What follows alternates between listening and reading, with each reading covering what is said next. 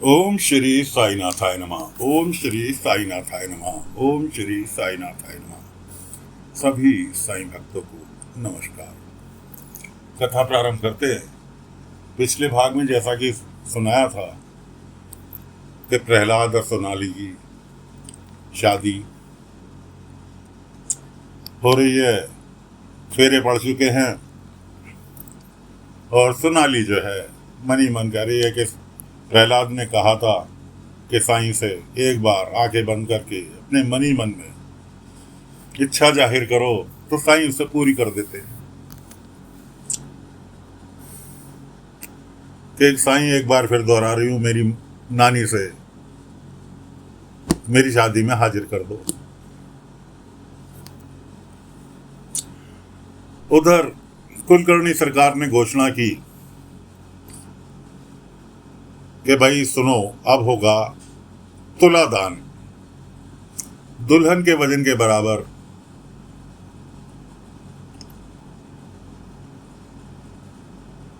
पैसे से तोल के जो गरीबों में बांटूंगा। और मनी मन कह रहा है अपने कि वो तो बात की बात है, बांटूंगा कि नहीं बांटूंगा, फिलहाल तो सभी के सामने धनी व्यक्ति साबित हो जाऊंगा कि दुल्हन के वजन के बराबर धन से दान किया। प्रभाकर ने कहा भी कि ये कौन सी रस्म निकाली। कुलकर्णी कहने लगा, भाई ये रस्म तो राजे महाराजाओं के टाइम से चलती आ रही है, वेद पुराणों में भी लिखा हुआ है तुलादान का, क्यों ना हम भी इसे अपना लें। खैर जी, तराजू बड़े साइज की तराजू लगी हुई थी। सोनाली को आदेश दिया गया कि सोनाली तराजू में बैठो। बेचारी सोनाली कुड़ती हुई मनी मन कि क्या नई नई नौटंकी फैला रखी है। पढ़ी लिखी लड़की थी भाई, वो भी बॉम्बे जैसी जगह में, उस जमाने में इंग्लिश मीडियम स्कूल में की पढ़ी हुई थी, फैशनेबल लड़की थी। खैर मजबूरी वश तराजू में बैठ गई। कुलकर्णी ने अपने चेले संता से कहा, संता पैसे डालने चालू करो तराजू में। संता ने जो था भर भर के थैलों में पैसे रखे हुए थे। उस टाइम पैसों के नाम पे अंग्रेज सरकार ने या तो कागज के नोट चलाए थे या सोने चांदी के सिक्के हुआ करते थे। खैर जी, सिक्कों के थैले तराजू में रखे जाने लगे। एक थैला, दो थैला, तीन थैला, चार थैला, यहां तक कि आखिरी थैला भी तराजू में रख दिया। लेकिन तराजू का काटा जहां का तहां, सोनाली का वजन ज्यादा और धन का वजन कम।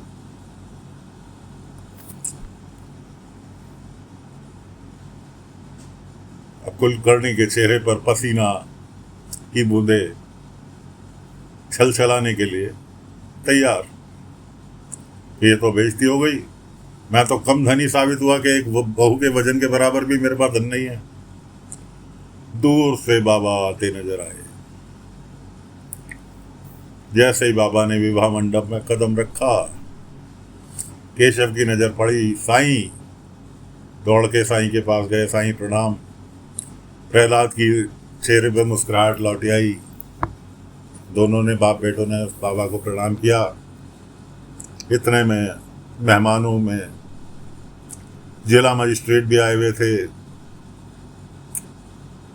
वो कहने लगे कुलकर्णी से, अरे साईं को भी बुलाया है, बहुत बढ़िया। तो कुलकर्णी कहने लगा, तुम इन्हें जानते हो?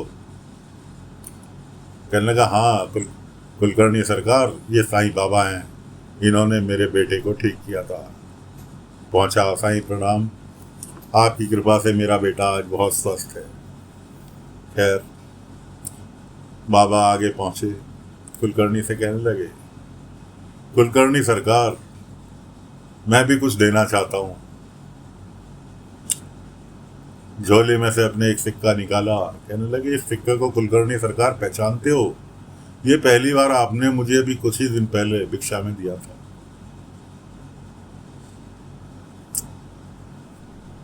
मुझे भिक्षा में दिया था। मैंने सोचा क्यों ना अपने आशीर्वाद के रूप में इस सिक्के को लौटाया हूँ आपको। बिना बुलाए आया हूँ, इसके लिए क्षमा चाहता हूँ, लेकिन मेरा फर्ज बनता है कि आप हमारे गांव के मुखिया हैं और आपकी बेइज्जती का मतलब है पूरे गांव की बेइज्जती, इसलिए ये सिक्का भी तराजू में डाल दो। कुलकर्णी, सिक्का, इससे एक सिक्के कैसा भला हो रहा है? केशव कहने लगा, पिताजी कभी कभी जमीन पे रह के सोचना चालू कर दो। ये खाली मामूली सिक्का नहीं, इसमें साईं का आशीर्वाद शामिल है, और अगर जिस काम में साईं का आशीर्वाद शामिल है वो काम में कभी भी बाधा नहीं आएगी। केशव कहने लगा, प्रहलाद साईं से सिक्का ले और तराजू में जाके डालिया। प्रहलाद आया बाबा के पास, बाबा ने उसे वो सिक्का दिया। प्रहलाद ने माथे से आंखों से लगाया उस सिक्के को और जाकर तराजू में डाल दिया। तराजू में डाल दिया। तराजू का पलड़ा, धन वाला पलड़ा भारी हो गया। अब तो वहाँ जितने भी मेहमान थे, अंग्रेज या हिंदुस्तानी, सभी ये सभी आंखें खुली की खुली रह गई कि ये क्या हुआ। जो तराजू अभी तक नहीं उठ रही थी, पलड़ा हिल तक नहीं रहा था, वो पलड़ा भारी कैसे हो गया। बाबा ने कुलकर्णी से कहा, कुलकर्णी सरकार, आप धनी व्यक्ति हैं, गांव के मुखिया हैं, लेकिन अपना धन की नुमाइश ना करें। बच्चों को, नवविवाहित बहू को धन से ना तोले, बल्कि उसको सम्मान से तोले, प्यार से तोले, आदर भाव से तोले, वो आपका बड़प्पन कहलाएगा। उसके बाद तुलादान वाली कहानी को ब्रेक लगा। अब बारी आई, पंडित ने घोषणा की कि विवाह संपन्न हुआ, अपने बड़ों का आशीर्वाद ले लो। दोनों बच्चे के पहले वर वधू अपने ससुराल पक्ष का आशीर्वाद लेंगे, फिर उसके बाद पियर पक्ष का आशीर्वाद लेंगे। सब जने लाइन लगा के खड़े हो गए। दोनों बच्चों ने सभी का आशीर्वाद लिया। आशीर्वाद लेने के बाद ये निपट गया। बाबा ने कहा, अभी नहीं, एक जना बाकी है। कुलकर्णी फिर कौवे की तरह मुंह खोल के, कौन? उधर गोदाबाई द्वारका माई से निकल रही थी, यानी सोनाली की नानी। वो बाबा ने ऐसी लीला रची कि घूम फिर के वो विवाह मंडप में पहुंच गई, और वो चिल्लाती हुई कि कहाँ आ गई, मैं कहाँ आ गई, मैं कहाँ आ गई। देखा तो सोनाली और प्रहलाद विवाह के जोड़े में खड़े थे, सामने तमाशा देख रहे थे। आगे बढ़ी गोदाबाई। सोनाली दौड़ के अपनी नानी से कि प्रहलाद ने सही कहा था कि साईं तो अगर सच्चे दिल से मन्नत मानो तो साईं उसकी इच्छा अवश्य पूरी करते हैं, साईं मन की बात समझ लेते हैं। खैर जी, उसके बाद दोनों बच्चों ने जो अपनी ननिया सास का आशीर्वाद लिया, प्रहलाद ने और सोनाली ने। उसके बाद बाबा कहने लगे, अभी तो तुम्हें तोहफा देना बाकी है। सोनाली कहने लगी, साईं मेरे लिए इससे बड़ा तोहफा क्या होगा, मैंने मन से मांगा आपसे और आपने मेरी इच्छा पूरी कर दी। बाबा ने कहा, नहीं, तोहफा तो वो होता है जिसकी तुम्हें उम्मीद ना हो और वो मिले। ये तो एक मिलन कराना जरूरी था, तुम्हारी इच्छा पूरी करनी जरूरी। बाबा ने कहा, आओ मेरे साथ। बाबा ले गए विवाह मंडप से बाहर, खुले आसमान के नीचे। क्या आसमान की तरफ देखो।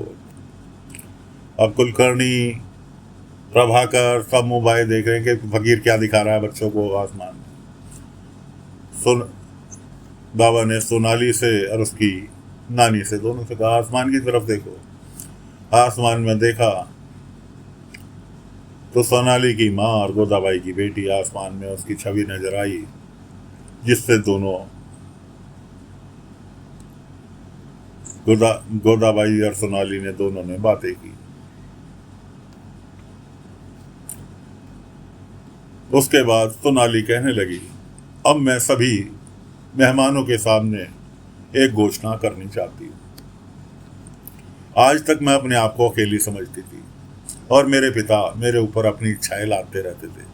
मजबूरीवश मुझे माननी पड़ती थी और ये इच्छा भी विदेश जाने की इसलिए थी क्यों मैं इनसे दूर रहना चाहती थी। लेकिन आज मुझे माँ मिल गई, साईं के रूप में मुझे माँ मिल गई। साईं ने मुझे मेरी मन की बात पढ़कर मेरी माँ से मेरी बात कराई, मुझे मिलवाया। साईं के रूप में मुझे माँ मिल गई। माँ वो होती है जो अपने बच्चे की बात, मन की बात बिना बताए पढ़ ले। वो मुझे साईं के अंदर मिला, इसलिए मैं अपनी माँ को छोड़कर कहीं नहीं जाऊंगी। यहीं शिरडी में ही अगर प्रहलाद की कोई आपत्ति ना हो तो मैं अब आज के बाद शिरडी में ही रहना चाहूंगी। प्रहलाद को क्या आपत्ति होनी थी? प्रहलाद के तो मन की बात प्रहलाद को मिल गई, वो खुद शिरडी पे नहीं जाना चाहता था। तो दोस्तों, फिलहाल विवाह संपन्न हुआ। सोनाली का भी फैसला शिरडी में रहने का तय हो गया। फिलहाल कथा को यहीं पर विराम दे रहे हैं। आगे की कथा अगले अंक में लेकर फिर हाजिर होंगे। तब तक के लिए आज्ञा दीजिए। ओम साई राम, ओम साई राम, ओम साई।